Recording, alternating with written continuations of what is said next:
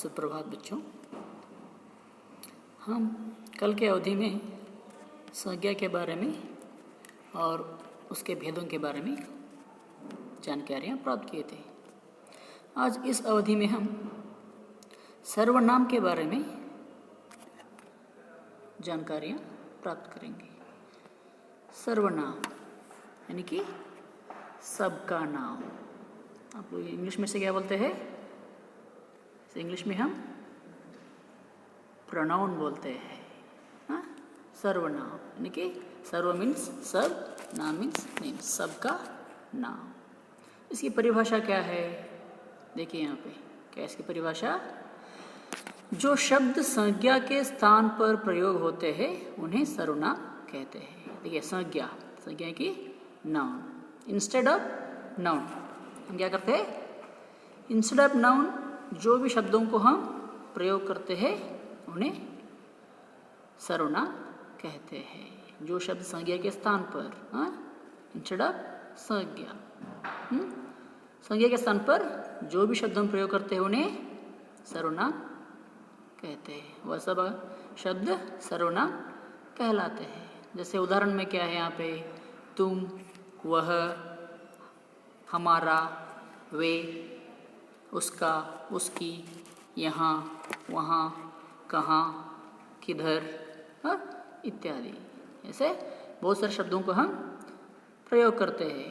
उन सभी शब्दों को क्या कहते हैं? सर्वनाम कहते हैं। मैं अपने लिए कौन सा शब्द प्रयोग करता हूँ?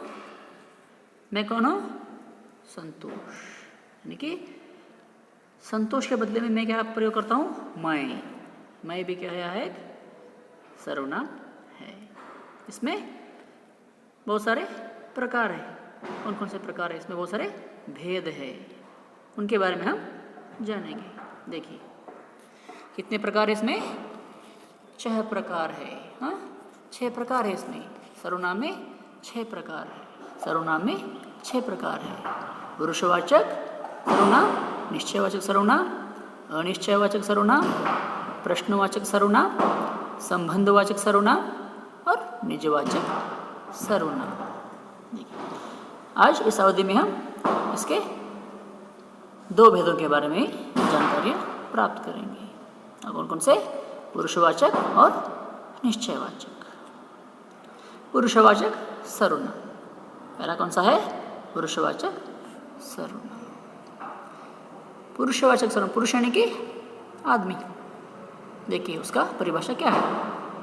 जो सर्वनाम वक्ता, वक्ता यानी कि यहाँ पर बोलने वाले दिया वहाँ पे। देखिए जो सर्वनाम वक्ता, वक्ता यानी कि बोलने वाले। मैं भी बोल रहा हूँ, मैं वक्ता। बोलने वाले श्रोता, श्रोता यानी कि सुनने वाले। मैं बोल रहा हूँ, आप सुन रहे हैं, यानी कि बोलने वाला, सुनने वाले तथा किसी अन्य व्यक्ति के लिए, बोलने वाला या सुनने वाला या किसी अन्य व्यक्ति के लिए प्रयुक्त होता है। जो सर्वनाम वक्ता, श्रोता तथा किसी अन्य के लिए प्रयोग होता है उसे पुरुषवाचक सर्वनाम कहते हैं। यहाँ पे हम बोलते हैं इंग्लिश में first person, second person, third person कह के। इस तरह प्रथम पुरुष, मध्यम पुरुष और अन्य पुरुष। बोलने वाले, सुनने वाले तथा अन्य, वही है प्रथम पुरुष, द्वितीय पुरुष और तृतीय पुरुष। तरह बोलते हैं। क्या पुरुषवाचक सर्वनाम का परिभाषा?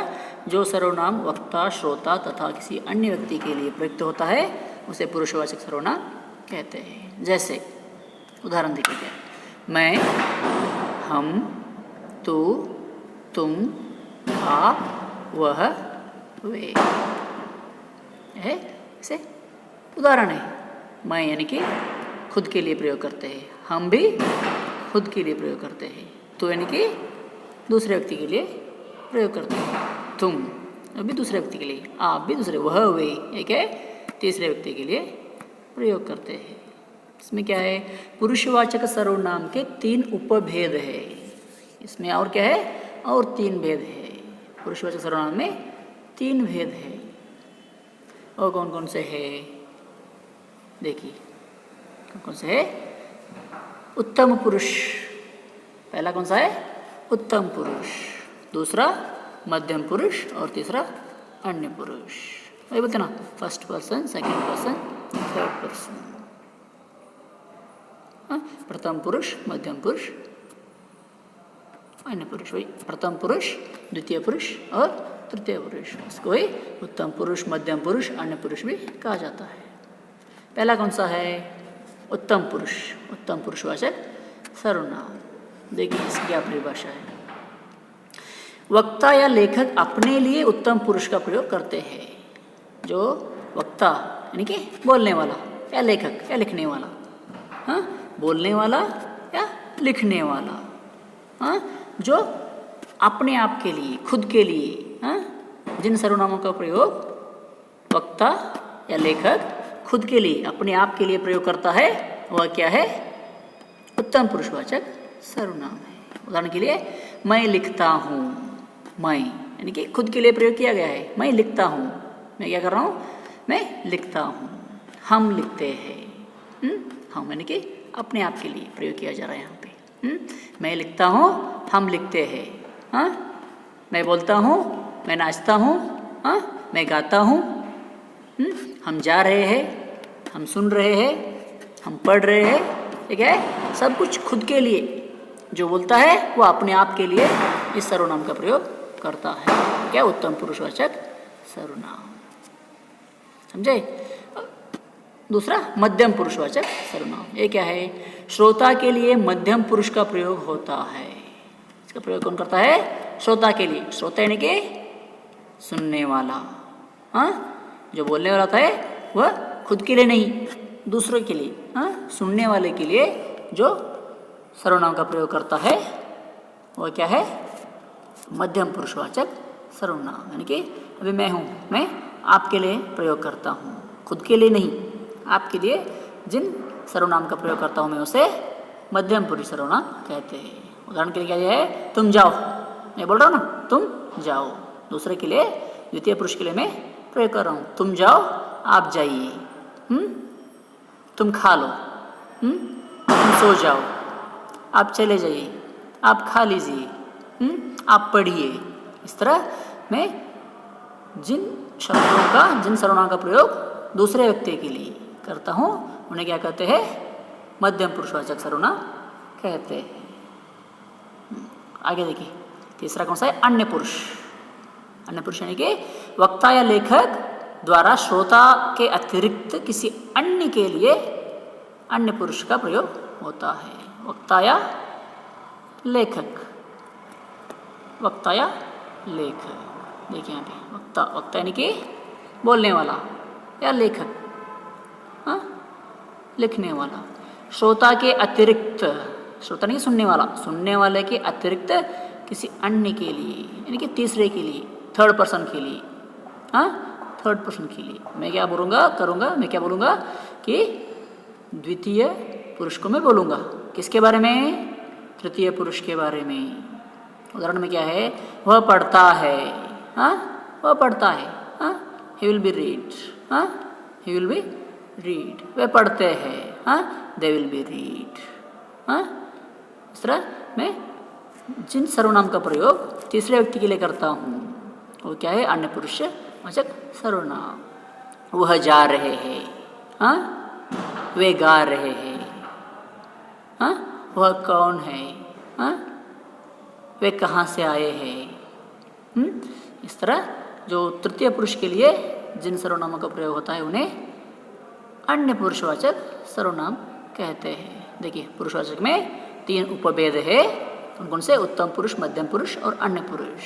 हाँ, उत्तम यानी कि खुद के लिए, अपने आप के लिए प्रयोग करना। मध्यम पुरुष यानी कि दूसरों के लिए, सुनने वालों के लिए प्रयोग करना। तीसरा यानी कि किसी अन्य के लिए, हाँ, अन्य के लिए जिन सर्वनामों का प्रयोग होता है उन्हें अन्य पुरुषवाचक सर्वनाम कहते हैं। समझ में आ गया। फर्स्ट वन कौन सा, पुरुषवाचक सर्वनाम में 3 प्रकार है। कौन कौन से, उत्तम पुरुष, मध्यम पुरुष, अन्य पुरुष। ठीक है, अब आगे बढ़ते हैं। अब दूसरा है, दूसरा कौन सा, निश्चयवाचक सर्वनाम।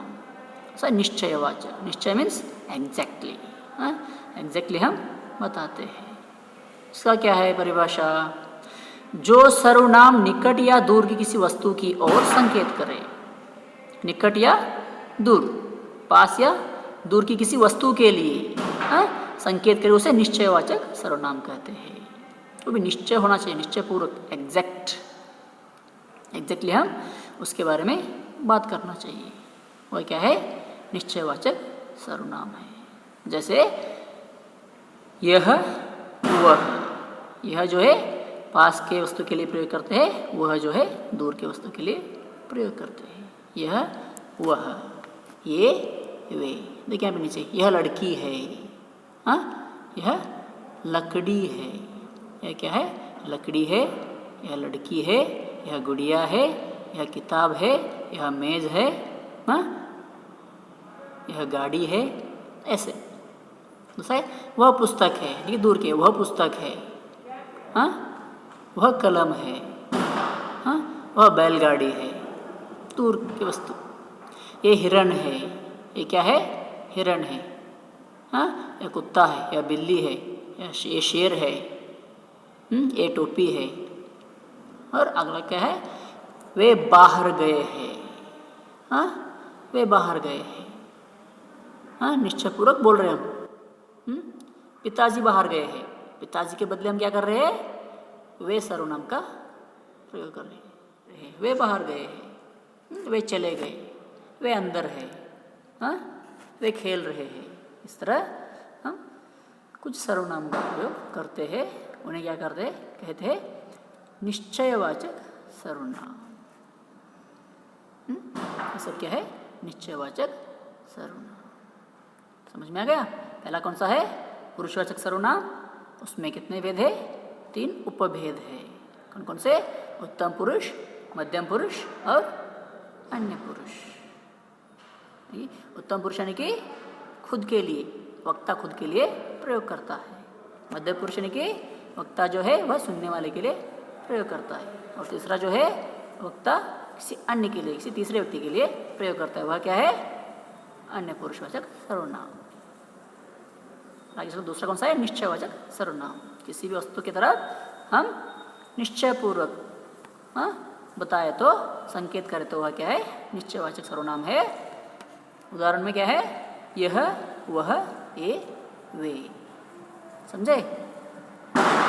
ठीक है, आज इतना ही काफ़ी।